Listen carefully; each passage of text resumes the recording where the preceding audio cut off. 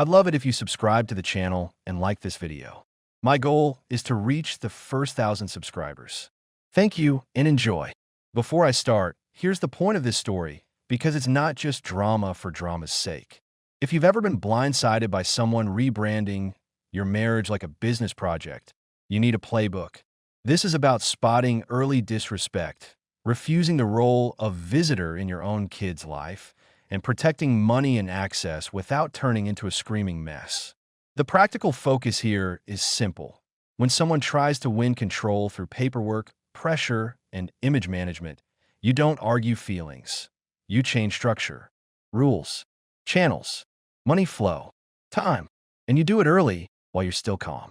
Now let me tell you how my wife tried to turn me into a scheduled guest in my daughter's life, and how I made sure she didn't. I was at the sink in our suburban Denver kitchen, finishing the usual end-of-day cleanup. Sophie's plate, the skillet from dinner, a cup with a bent straw she refuses to throw away because teenagers collect nonsense like trophies. The water ran, the dish soap smelled like lemon, and my brain was already on tomorrow's job site schedule. Vanessa stood at the counter with her arms folded. Not tired, not emotional, just arranged. The way a project manager stands when she's about to align expectations. I shut off the faucet and reached for a towel. "I want a divorce," she said. The towel slipped out of my hand and hit the floor like it had given up on the marriage before I did. I stared at the faucet for a second, like it was going to explain what just happened. "Say that again." "You heard me." I picked up the towel, slowly, and draped it over the chair like I was keeping my hands busy so my face didn't do anything stupid. "Okay," I replied, steady. "Tell me what you think you're doing." Vanessa's eyes didn't soften. They sharpened. "I'm moving forward. You're stuck. I'm tired of dragging the future alone." I gave her a look. Dragging the future. That's a cute line. You practice that in the mirror. "Don't do that." "Don't do what?" "Facts." Her jaw tightened. I knew that move. She didn't like being pinned to reality. 4 or 5 years, I'd carried the present while she built her future. I was the one doing school pickups, doctor appointments, home repairs, groceries, and the boring stuff that keeps a family from collapsing. I sold a small piece of land my dad left me. Nothing fancy, just acreage with sentimental value, so she could finish her legal track without us drowning. So I kept it simple. "Remind me," I told her, "who carried the present while you built your future?" She flinched like I'd flicked her with a rubber band.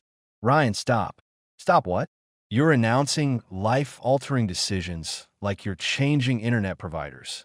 She stepped closer, still calm, still corporate. "This isn't a discussion." That was the moment I knew. This wasn't a fight. This was a notification. The decision had already been made, rehearsed, probably celebrated with someone. I was the last one told, like the guy who finds out the building's been sold when the locks change. I nodded once. "Fine. What about Sophie?" That cracked the mask. Not sadness. Not regret. Irritation. Like I'd asked the wrong question in a meeting. "Sophie comes with me," Vanessa said. "She needs stability. I could provide a better life. I have income, a house, connections." "What do you have?" There it was. The pitch. "My daughter is a status item." I leaned back against the counter. "So she's not our kid. She's your proof of success." "That's disgusting." "No." I corrected her. "It's accurate. You didn't say we'll do this together. You said she comes with me. Like she's luggage."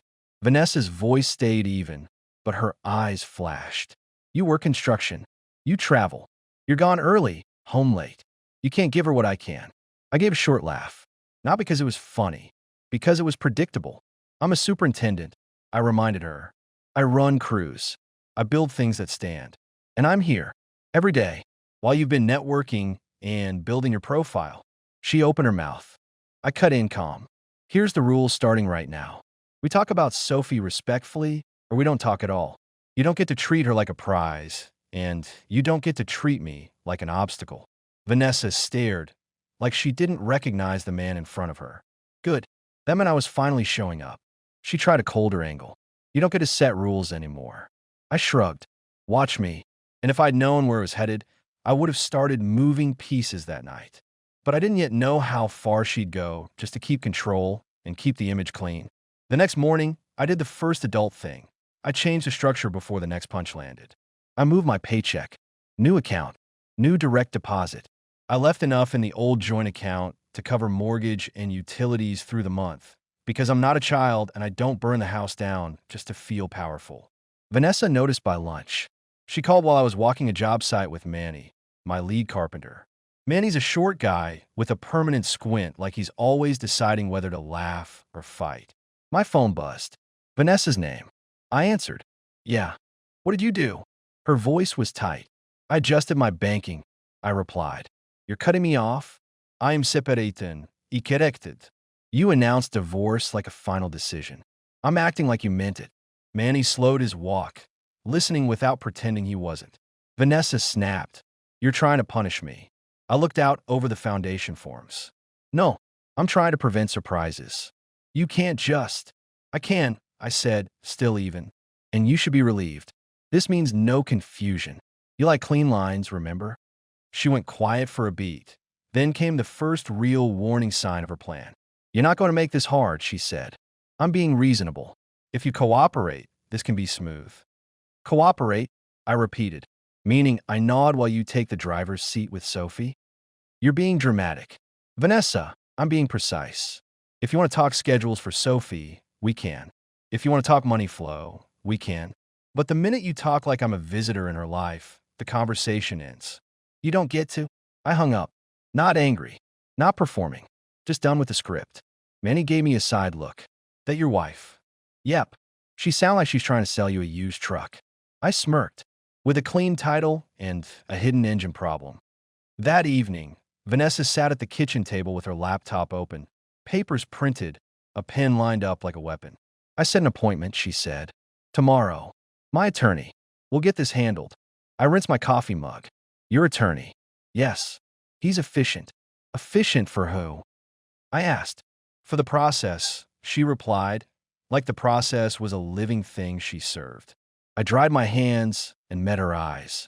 I'll show up, but I'm not signing anything that turns me into a weekend accessory. Vanessa's lips pressed thin. You're already making this difficult. No, I told her. I'm making it clear.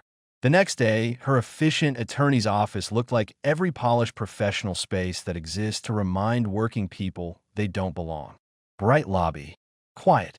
Expensive art that means nothing. Vanessa walked in like she owned the building.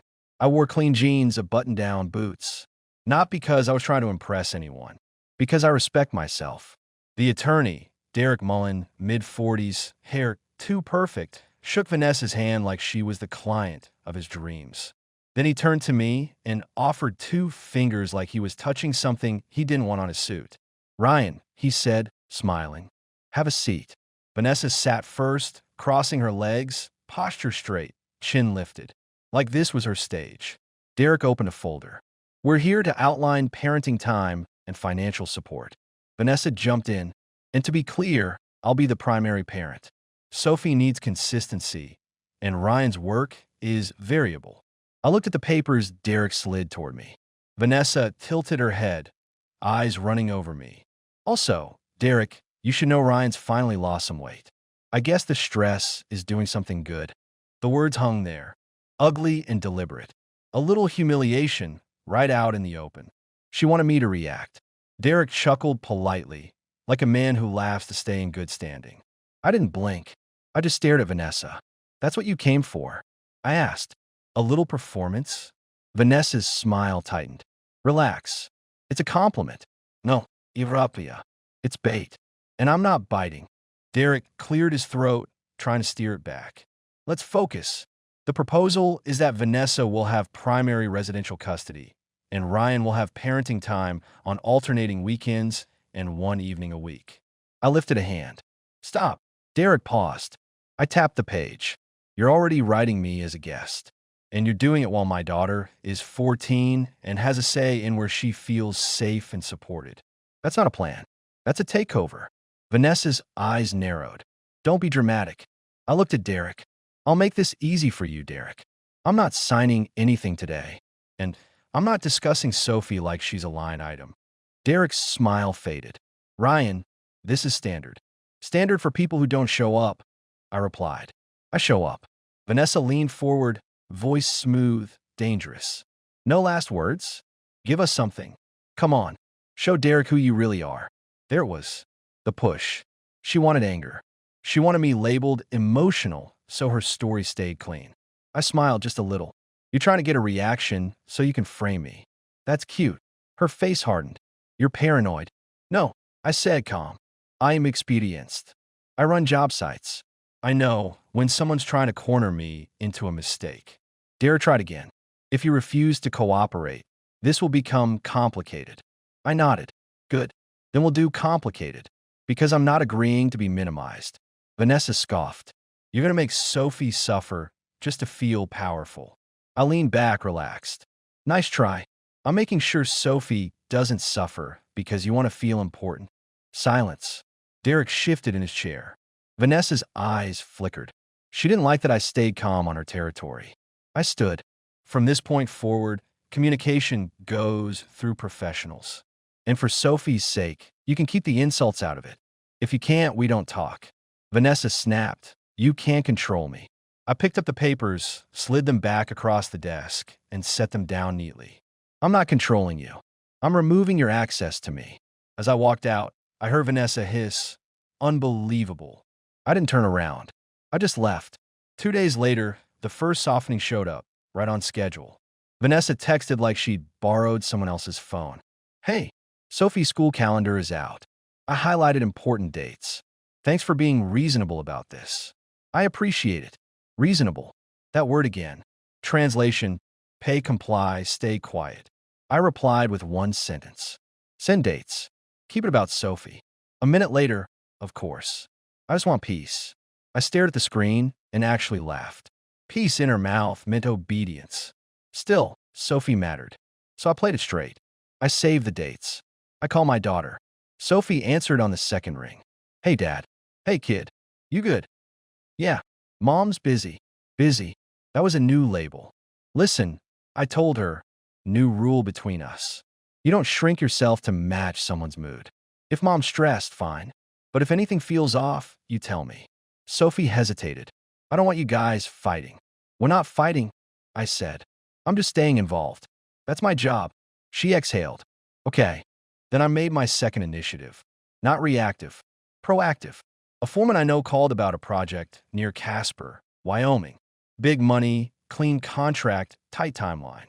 I could build a cushion fast. And more important, I could build financial independence that didn't run through Vanessa's hands. I took it. When I told Vanessa, she tried to spin it. You're leaving, she said over the phone, voice sweet like poison tea. That'll look great for you. I'm working, I corrected. Same thing I've always done. The difference is you don't get to use it as a leash. You'll miss Sophie's life, she warned. I smiled to myself. Try me. I set up a rhythm. Daily calls with Sophie. Weekend flights back for key events. I coordinated directly with school staff for schedules so nothing got lost. I kept receipts for everything I paid for. Not because I wanted war, because I wanted clarity. And Vanessa kept trying to control the story. She'd text things like, Sophie has a lot of homework. Probably better if you don't distract her tonight. Or, she's not in the mood to talk. She had a hard day. At first, I replied politely. Then I stopped. Instead, I texted Sophie directly. Call me when you're ready. No ruse. And Sophie called every time. That's when Vanessa's tone shifted again. You're undermining my home, she accused one night when I flew in for Sophie's school event. We were in the parking lot outside the auditorium. People around. Other parents, teachers, kids. Perfect place for her to push because she thought I'd behave to avoid a scene. I kept my hands in my jacket pockets and looked at her like she'd handed me a broken tool. I'm involved, I replied. That's not undermining. That's parenting. Vanessa smiled at a nearby mom, all polished. Then she turned back to me and dropped her voice. Don't embarrass me here, she said. I raised an eyebrow. You embarrass yourself when you treat Sophie like an accessory. Her smile flickered. You're dramatic. I nodded toward the auditorium doors. You want a rule? Here it is. In public, we're respectful. You want to take shots at me, do it in writing through professionals. Not in front of our kid. Vanessa's face tightened. A teacher, Mrs. Ortega, walked by and nodded to me. Ryan, good to see you again. Good to see you, I replied. Vanessa forced a bright smile. E. Mrs. Ortega glanced between us, picked up the tension, and kept walking. Witnesses mattered. Vanessa hated that. After the event, Sophie hugged me outside. Quick, teenager style but real. Thanks for coming, she said. Always, I told her. Vanessa stood a few feet away, scrolling her phone like she had more important worlds than her own family. Sophie noticed too. I saw it in her eyes. She didn't say anything. She didn't have to. That night, I drove back to my temporary place, and my phone buzzed around midnight. A message from Sophie. Dad, please don't be mad. Don't yell at Mom. Please. Then photos. A jacket with a torn sleeve. Shoes with the sole peeling off like a bad sticker. Jeans worn thin at the knees. The kind of stuff that happens when a kid is growing and someone's not paying attention. My stomach didn't drop. It went still. Quiet. Dangerous. I typed, "Are you okay?" Sophie replied fast. "I am okay. Mom said we'll get new stuff soon. She said money is tight. Please don't make it worse. Money is tight." I stare at the photos, then at the calendar in my head. Support payments. Shared expenses. Mortgage still being paid. Utilities. My contract money coming in strong. So where was it going? I opened my laptop right there, on the bed, and ordered everything Sophie needed with overnight delivery. Jacket. Shoes. 2 pairs. Jeans. A couple basics. Nothing flashy. Just solid. Then I did the adult part. I asked Vanessa for a meeting in a neutral place the next day. Not my house. Not hers. No home advantage. A quiet cafe near a busy intersection. Bright lights. People around. Harder for her to act out. Vanessa arrived late, sunglasses on, phone in hand like it was her real partner. I didn't stand. I didn't smile.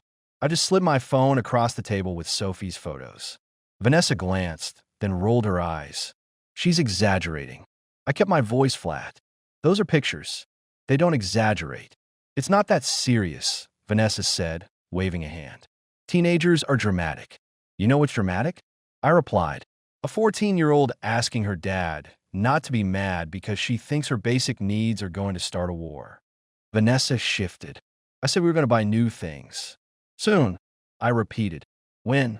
After the shoes fully separate, and she's walking on foam. Vanessa's eyes sharpened. Are you auditing me now? I am parenting y corrected. So, I'll ask again. Where's the money going? She laughed, short and offended. Wow, you really think you can interrogate me? I leaned forward slightly. Vanessa, I'm going to say this once. Sophie's basics don't fail. Not in my world. Not if you want to be taken seriously as the stable parent. Her mouth opened, then closed. She looked away, like she was choosing a better lie. I waited. No rusing. Silence is a tool if you know how to hold it. Finally, she muttered, I had expenses. Explain, I said calm. She sighed like I was annoying her with reality. I had issues. Things I needed to handle. Like what? I asked. Vanessa's eyes flicked up. It's personal. No, I replied. It's not personal when it affects our daughter. She stared at me, then tried a softer tone. I was going to fix it. I just needed time. I thought I could cover the gap before you noticed. Before you noticed. Not before Sophie suffered. Before I noticed. That was the kill switch in my head. The line that rewired my patience into steel. I nodded once. So you weren't managing. You were hiding. Vanessa snapped back, defensive. Don't talk to me like that. Like what? I asked. Like an adult with responsibilities? She leaned back, arms crossing. You're acting like I'm some kind of monster. I didn't bite on labels. I stayed on facts. I'm acting like Sophie matters more than your image. Vanessa's eyes flashed. My image? Really? You started this with I have income, a house, connections. That wasn't about Sophie.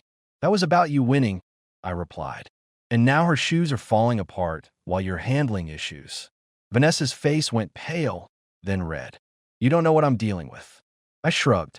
Then deal with it without borrowing from our kid. She lowered her voice, trying to pull me back into the old loop. Ryan, maybe you can come back for a while. Sophie misses you. We need support. There it was. Not love. Not repair. Access. I stood up and dropped a few bills on the table for my coffee. No, I said. Here's what happens next. Sophie's needs no longer run through you. And we don't meet like this again without a third party. Vanessa's eyes widened. You can't just decide that. I looked down at her, calm as concrete. I can. I just did. That night, she tried the big softening. The theatrical version. It was late at my place, small rental near my project base when I was in Colorado. I just gotten off the phone with Sophie and was putting my notes away.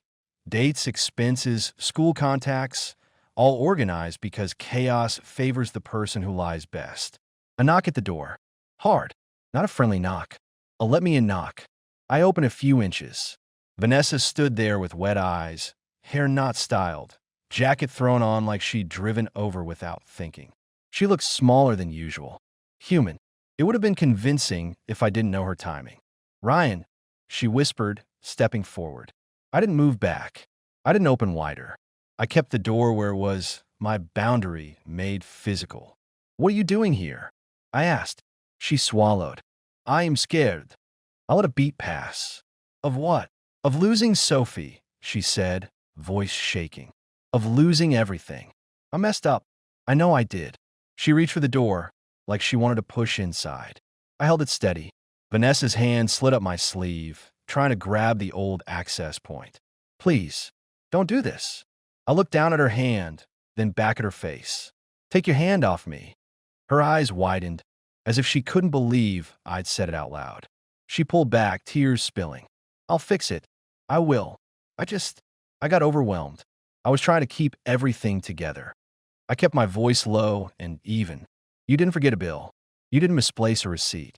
You forgot your kid. Vanessa flinched like I'd slapped her with the truth. Don't say it like that, she whispered. How should I say it? I asked. With softer words, so it hurts less? She shook her head fast. I need you, just for a little while.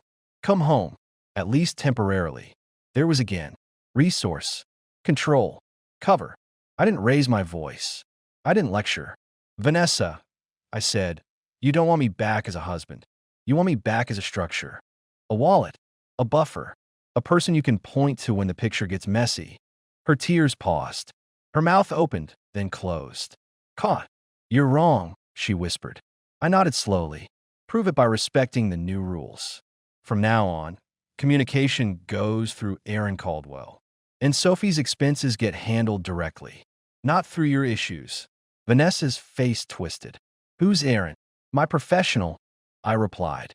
Her eyes flashed through the tears. So you can hire someone, but you won't talk to me? I'll talk to you about Sophie when it's respectful and documented, I said. I'm done being available for emotional ambushes on your schedule. Vanessa's voice cracked.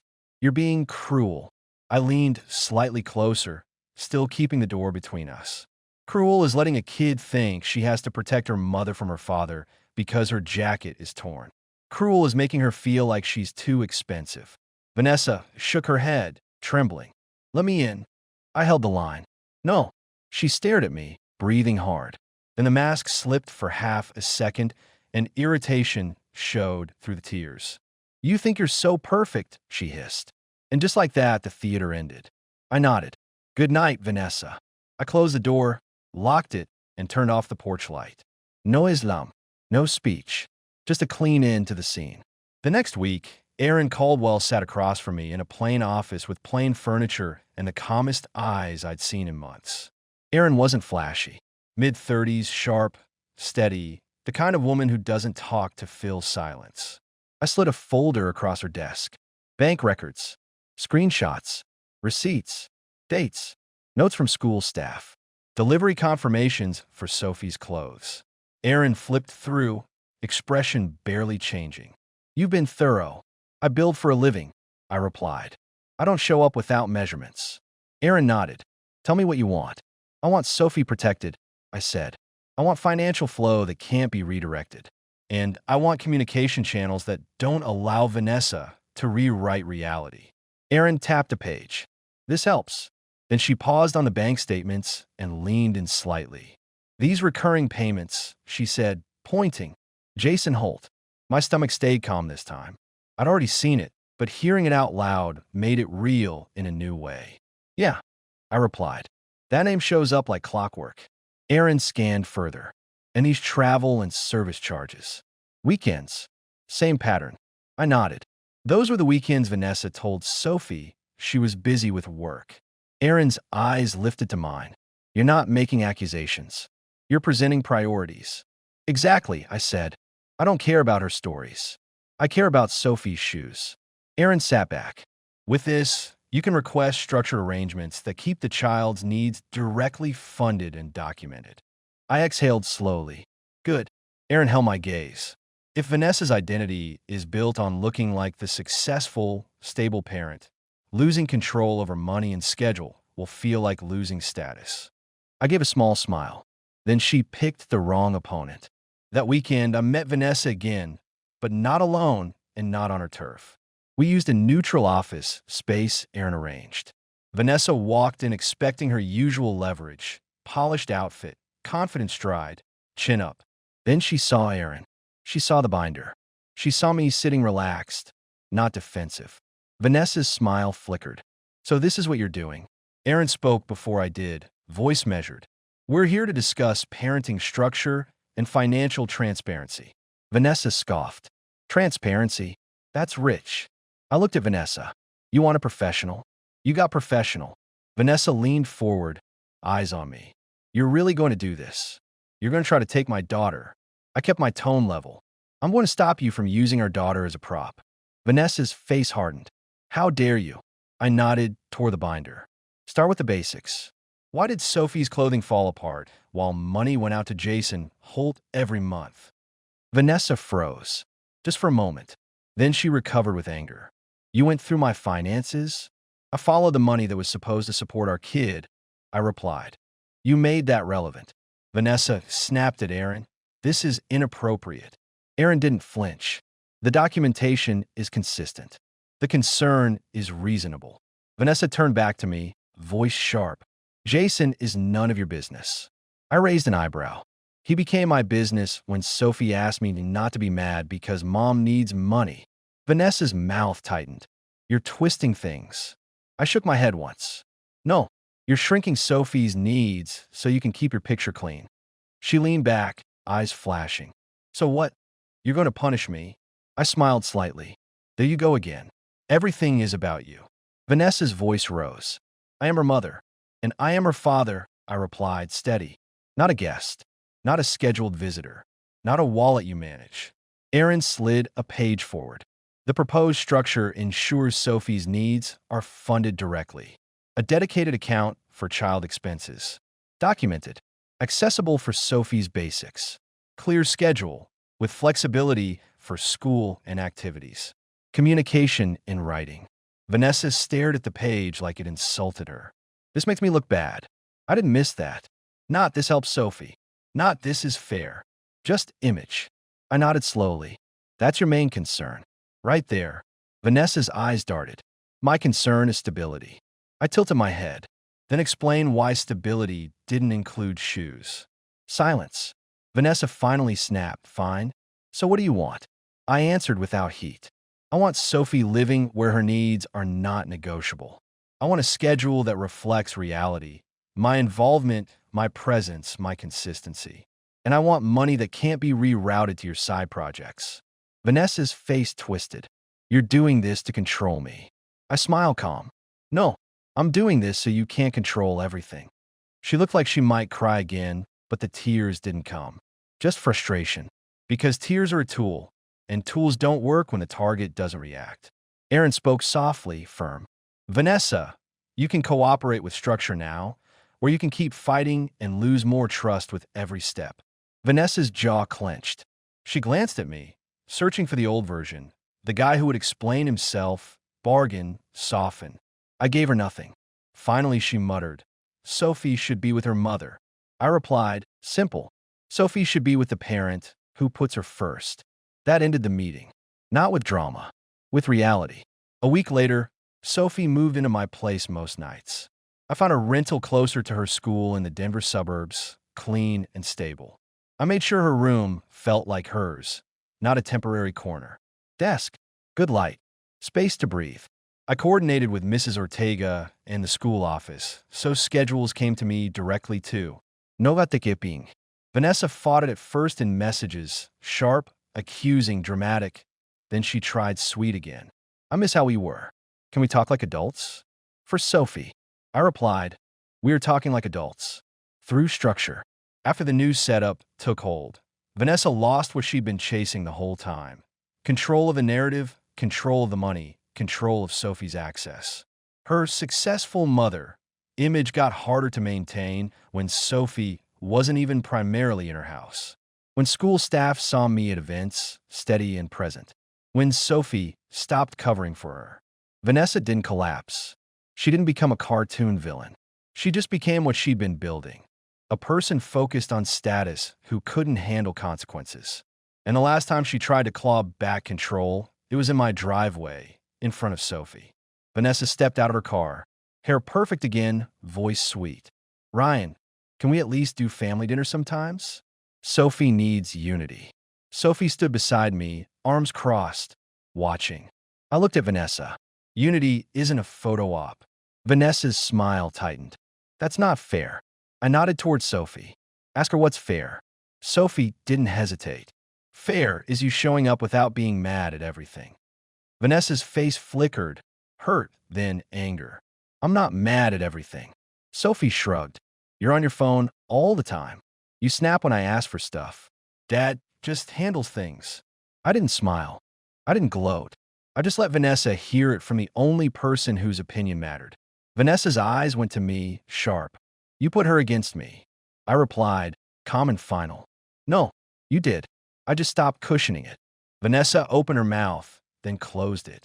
She wanted a speech. She wanted a scene. She wanted me to look like the bad guy. Instead, I gave her one sentence that ended the game. You can be Sophie's mother, I told her, but you don't get to manage Sophie's life through me anymore. Then I turned and walked inside with my daughter. Months later, life looked different. Better. I finished the Casper contract and took a local leadership role back in Colorado. Less travel, more stability. I bought a modest place that fit me and Sophie without stretching. I got my schedule dialed in. Work, gym, dinner, homework check, repeat. Real life, not a performance. Sophie started smiling more. She joined an after-school program and actually wanted me at events. Not because I hovered, but because I showed up without making everything heavy. Vanessa? She didn't vanish. She just lost the center role she was trying to force. She moved to a smaller place and stopped hosting the picture-perfect version of motherhood. People noticed the gaps. Not because I trashed her, because I stopped covering for her. And I met someone later, a woman who didn't treat family like a chessboard. Simple, steady kind. The kind of person who doesn't need control to feel valuable. Sophie liked her, which mattered. I didn't rush it. I didn't need to. The crazy part is, I didn't win by beating Vanessa. I won by refusing to play a rigged game. And that's the lesson I'd give any man sitting across from me with a cold coffee and a tired face. First, when someone announces a major decision like it's already finalized, believe the structure behind it. Don't beg for a conversation they already had without you. If you argue feelings, you lose. Change structure, money flow, communication channels, schedule. That's not being harsh. That's being responsible. Second, never let your child become a trophy in someone's image project. The moment Vanessa said, Sophie comes with me, the mask slipped. She wasn't talking about parenting. She was talking about ownership.